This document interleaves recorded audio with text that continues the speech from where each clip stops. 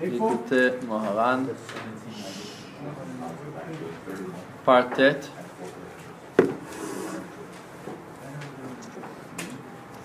Started those words a little bit last week. We're going to learn them again.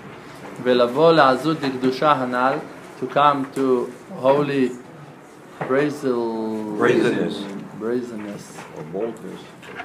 or boldness. הוא על ידי שמחה, is by happiness. בבחינת, an aspect of what it's written in Nehemiah, כי חדוות השם היא מעוזכם. The joy of being with Hashem, this is your power, this is your confidence, this is your supposed to be your satisfaction. מעוזכם, it's like the word az, bold. היינו על ידי בחינת נעשה ונשמע.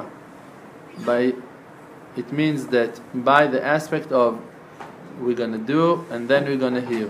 שהוא בחינת שמחה. That it's an aspect of happiness, of simcha.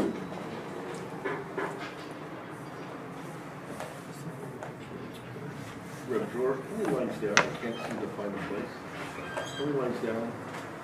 Very beginning of Tet. In the right side, in the beginning of Tet. Oh. 5th line, 7th line. So why Na'aseh v'nishma? It's an aspect of joy, of happiness.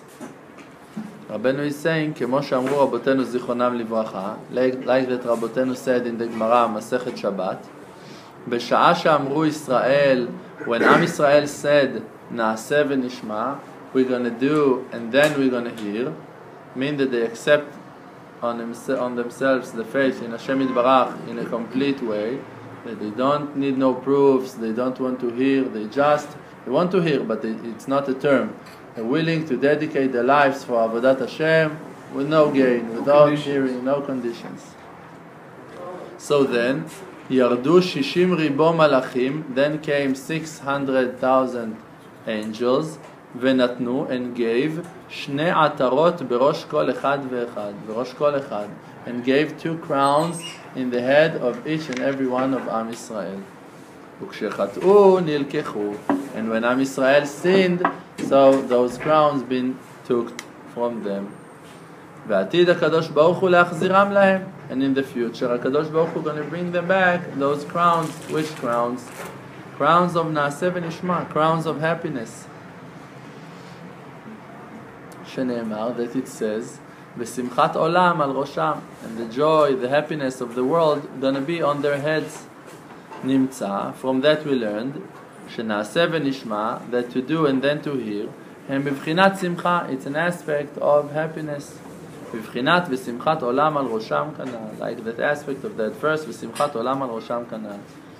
Like we learned about Rav Yuda's psak in the Gemara, in Masechet Brachot, that he said, that it's not allowed, it wasn't allowed to come to Eretz Israel until HaKadosh Baruch Hu going to bring us to Eretz Israel, and that we have to sit over there in the Galut until that Borei Olam going to bring us back. So we said that it's not talking on a person that has got 100% faith in Hashem Yitbarach. If you have a complete faith in Hashem Yitbarach, that you know that everything that goes on in your life is all from Hashem. So if Hashem Yitbarach is giving you signs and hints that you need to come to Eretz Israel, so you understand that it's Hashem Yitbarach that brings you. Chas Shalom, you cannot say that Hashem Yitbarach himself, he should come and what, are we so honorable that Hashem Yitbarach is going to come and reveal himself and going to take us in the palm of his hand. It's Chas Shalom even to wish for something like that. We're ready to dedicate our lives to Hashem Yitbarach, and even without hearing, even without miracles and results. We know this is the will of Hashem. We're doing it. So exactly like that, on that mitzvah of simcha, that is going to be in the future. It's not going to be in the future. It depends in the present. Or now you can achieve that future. By doing Na'aseh v'nishma, you can come to that aspect of simchat olam al rosham, to come into that joy, into that happiness. If now you're ready to dedicate your life to Avodat Hashem, even that now for now you don't have boys yet, even that now for now you don't have your parnasah yet, even that now for now you don't have your happiness, your joy, but still you're dedicating your life to Avodat Hashem without having those things. You're just doing before you're going to hear, and you don't care about the hear. We're going to hear when Hashem going to want to. Rav Shalom said that chidush, amazing chidush on that yesterday in the shiur in Shabbos. He said, why did the Yaakov Avinu started to talk about the grave, the tziyun of Rachel Imenu in the middle of the brachot? What's the connection now to share and to tell everyone why did he buried Rachel in Bethlehem and you haven't buried her in Hebron? Why he bothered to do that? Rav Shalom said this is the answer to teach us why did Yosef receive the Bechorah and not Reuven. On Reuven it's written that Reuven pachaz kamayim, that he was az, but his azut, he was bold, but not in Kedusha. He had a problem with that azut. He was pushing the hour. When he saw that Yaakov didn't went to live, to put his bed in the tent of his mother, of Leah, so he became angry. And he pulled the sheets from the bed of his father because he done an act, because that he had a question.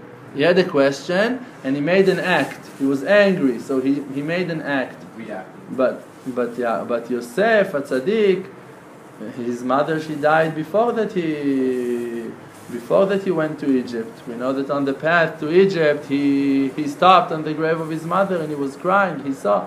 So all of those years he had that question on his father, on Yaakov, why you haven't buried my mother in Hebron, in Me'arat HaMachpelah in Hebron, and now you're also commanding me to bury you over there. He commanded Yosef, and you're commanding me, the one that you disappoint me in a certain way, I have the questions on you, and now you're choosing me to command me to bury you. So actually, he had that question, but you haven't done nothing with it. He was quiet. He was accepting the actions of his father without having no doubt about him. And he was serving him, and he was listening to him, and he was doing everything without asking for no questions. And Yaakov, he knew that. And this is why Yaakov is explaining that thing to Yosef. Don't think that I don't know that you have that question, that you want to know. I'm going to explain to you. Hashem told me to do that. It was by the will of Hashem Yitbarach. So you see the quality of Yosef, that he received the Bechorah, and Reuven, that he lost the Bechorah. It's because of that thing, that you need not to ask no questions, not to have questions on your Rav, to accept it, just to love your Rav. Just to accept everything that the Rav is saying to you. Even if he's saying on right that it's left, on left that it's right, things that are not logic. Your Rav suddenly can tell you something that you cannot understand, you don't know how to deal with it. And your Rav can be Borei Olam. Suddenly Borei Olam is saying to you, Chas Shalom, Chas Shalom. No more yeshiva, no more learning, no more davening, no more shayit bodedut, no more shalom bayit, no more I don't know what. Chas Shalom, Borei Olam can do. We need to throw everything. Rav Shalom said yesterday in Shabbos, I don't want to push you too much, but start davening on coming in Shabbos to Yeshiva Chut Shel Chesed. It's not a common thing that you can hear everywhere. It's very, very special words that comes in Shabbos.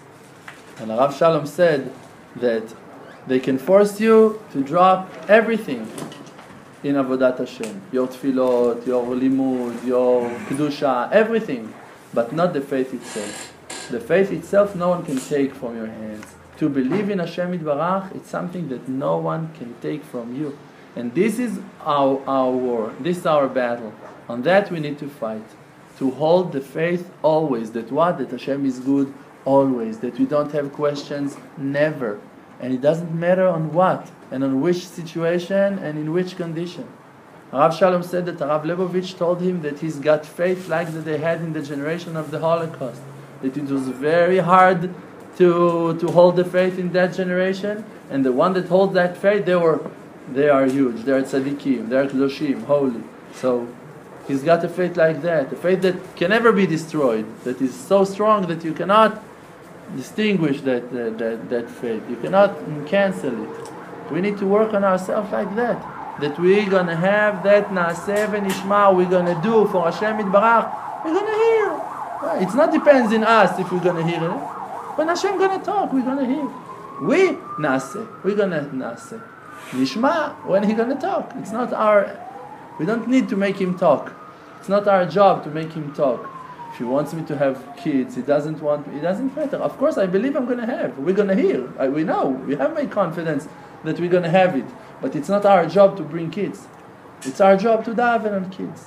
Daven on doing what Hashem wants. If you understand, it is what you realized. My wife, she needs it. There is a mitzvah that I want to make. Hashem commanded me on that mitzvah. You canceled yourself to the will of Hashem. It's because of your wife. It's because of that mitzvah. And it's not a selfish will that you have. Now you can daven on that as much as you need until you're going to achieve that. But you need to be happy. If you're already doing that you're davening on that subject, this is it. You complete your mission. You've done your part of the job. This is your side of the contract. You need to daven, you need to have a will, a ratzon, to want Hashem Yitbarach, to want to get closer to Hashem, to believe in Hashem Yitbarach. And this is it. And this is where you become to be happy. This is it. This is an aspect of a simchat olam al rosham. You're going to have the happiness of the world, of two worlds, this world and the world to come. You are perfect. It's a perfect life for you. When you're doing. When you want to receive, you always expecting and waiting. It causes enaim kalot. Your eyes become to be tired from waiting and looking forward to something that happens, and you're frustrated. It haven't came yet, and it didn't came yet, and when it's going to come, and you're falling into sadness because you're not doing. You're waiting. You're waiting to the nishma. You need to drop the nishma. The nishma is a part of Hashem Yitbarach. Rav Shalom said also about Parnasah. He said Parnasah, it's not in our hands to bring Parnasah. You are masbi'a lechol chai ratzon. Potech et yadecha masbi'a lechol chai ratzon. So why I have that obligation to bring Parnasah in the Ketubah? If it's not my job, if it's a job of Hashem Yitbarach to bring Parnasah, so why it's my obligation? Your obligation is to do tshuva and to prepare the vessel to receive Parnasah. To daven, to ask, to do all of the ishtadlut that you should do from your side of the contract. To guard your eyes, to do tshuva, to wash your mouth, not to insult no one, not to have pgam brit chas shalom in no way, to learn Torah, to do your mitzvot. If you're going to fill your job, well, I'm going to do his. There's no doubt about it. You're going to do whatever. One of the people from the yeshiva, he came to Rav Shalom and he asked him, he came to Rav Elchanan Elgod and he asked him halakha. He told him, I have debts. I have chovot, and I don't know what to do with my maaser money. It's a long time that it's hard for us to give maaser, and we're not giving, but we feel bad with it. We want to give the maaser. What's the psak? So Rav Elchanan told him by pshat the halacha. A person that has got debts, he's got chovot, he's exempt from maaser. He doesn't have to give the maaser money. This is pshat by halacha. He said thank you very much. Went home, was happy. Okay. Wasn't so happy, but at least he's not sinning. He was happy. And then he opened the book of Rav Shalom, Garden of Fortune, Richness. Yeah. You should give anyway. Over there it's written that if you have debts, you need to give chomesh, twice as many, 20%. And he opened and he saw that now Rav Shalom is saying, who is bigger, Rav Elchanan or Rav Shalom? Rav Elchanan is a student of Rav Shalom. He needs to listen to Rav Shalom. Rav Shalom said 20% in the same condition. You have debts, you see that you don't have faith enough, so you need to show to Hashem Yitbarach that you have faith. You need to give 20% from your salary, from your parnasah. So he came to his wife, he told him, I don't understand. How can it be? Harav and the halacha, they contradict. What should we do? So she told him, you know that every time that you listened to the voice of Arav, you had miracles with it. So let's listen to the voice of Arav. Simple. This is it. Wow. This is it. This is the pshitut of listening to the Rav Naaseh v'nishma. It's very hard. 10% they couldn't give, and now they're going to give 20. Yes, but they're going to do it, and they're going to hear. V'nishma, it's the confidence. Abotach b'Hashem, if you have confidence, you confident in Hashem, Chesed yisovevenu. Kindness is going to surround you from every direction. Rav Shalom said, you want to have always money in the pocket, you should do what that me and the Rav Berland are doing. We're giving 100% from our money to tzedakah. Thank you. For tzedakah. For tzedakah. Charity. For tzedakah, it's better.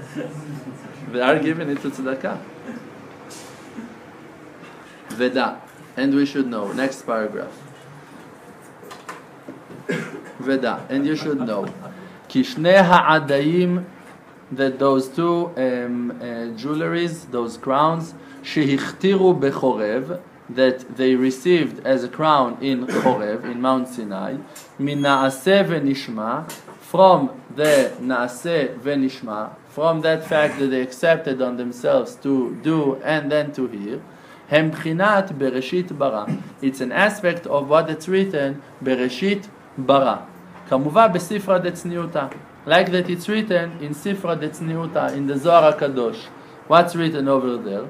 Bereshit da ma'amar. Bereshit, it's a word. It's a complete word.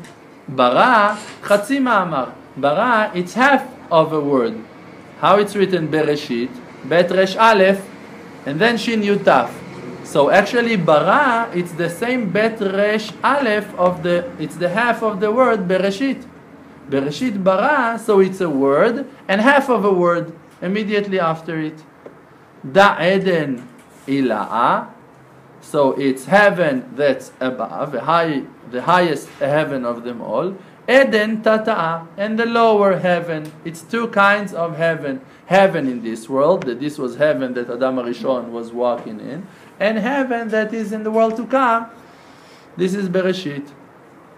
So, Eden tata'a, so and Rabbeinu is explaining, Chochma ila'a, it means higher kind of wisdom, ila'a. Chochma tata'a, a lower kind of wisdom. Av uben, father and son. That the son is kar'a de'abua, he's the leg of his father, he's half of his father. He's not a complete father, he's growing to be. He's not as his father yet, he's his son. Bechinat niglot. No, I'm sorry, I jumped. Avuben. Ki na'aseh v'nishma, because the fact that we're going to do and then we're going to hear, hu bechinat nistarot v'niglot. It's an aspect of hidden things and revealed things. Na'aseh hu bechinat niglot.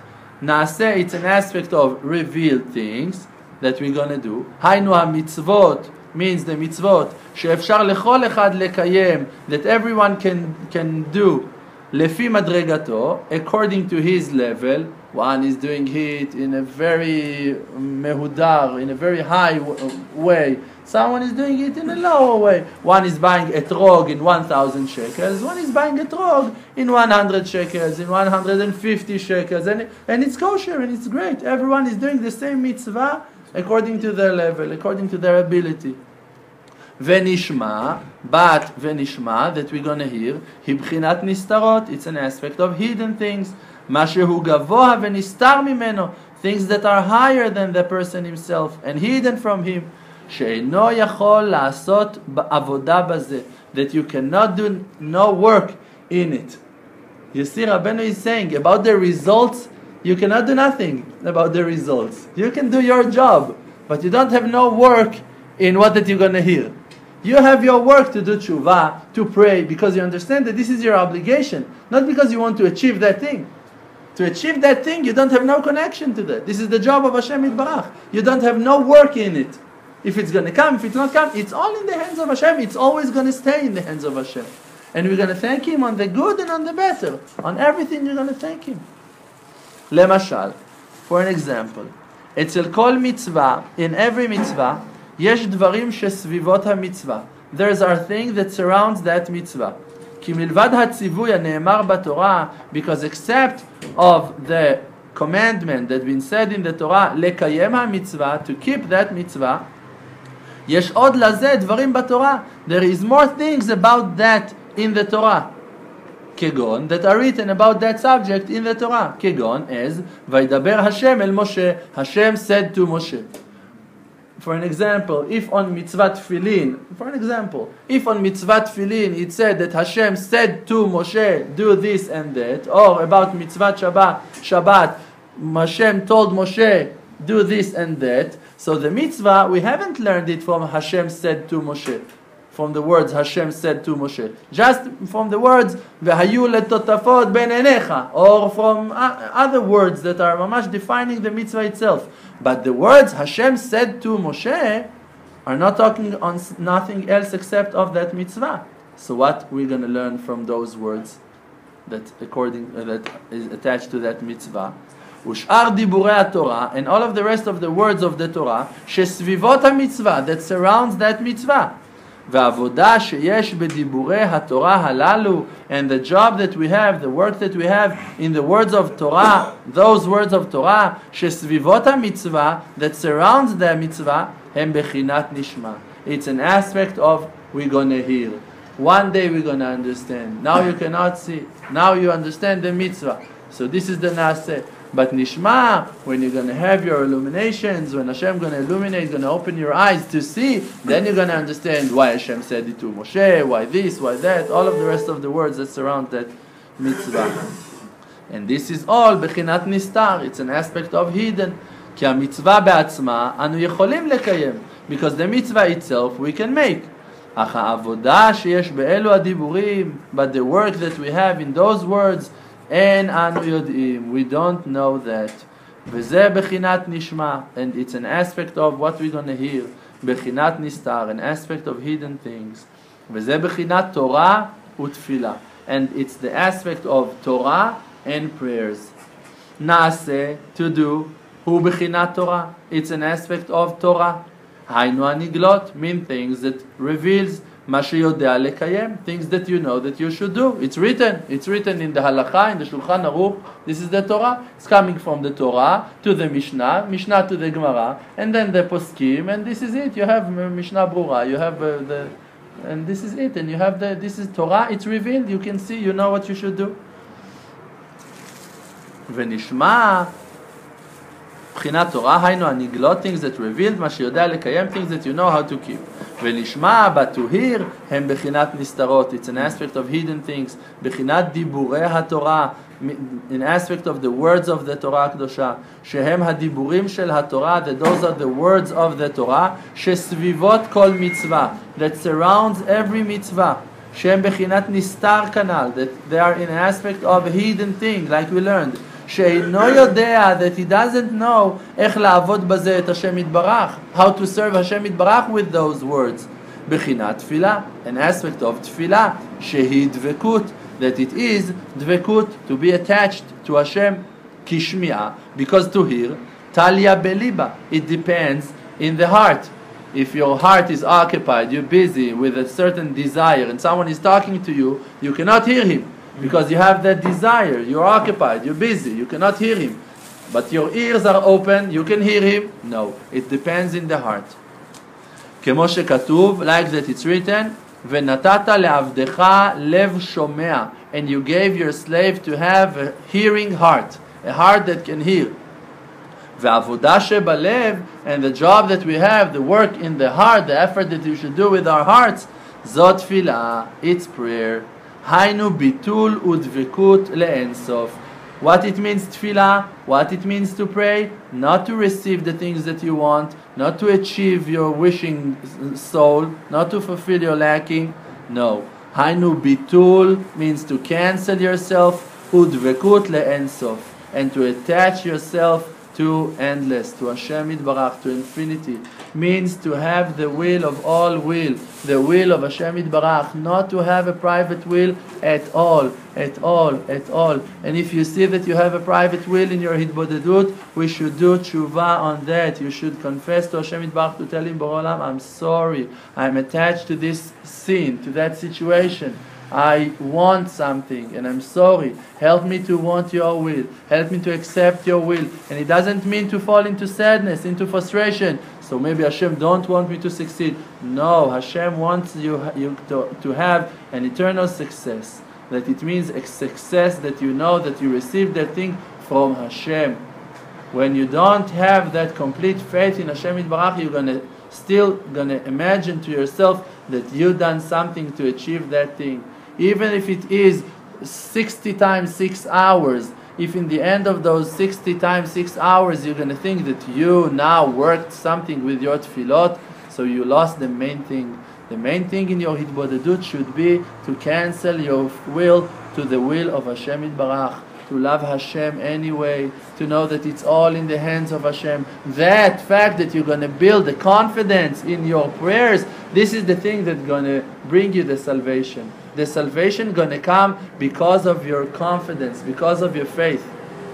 One of the Avrechim in the yeshiva one time decided he's going to be so wise, and he went daily to do 6 hours hitbodedut on Parnasa. He thought that he's going to be a genius. For sure he's going to have Parnasa. Harav said it. He has so many troubles. And he went to done that. And nothing changed in his life. Nothing.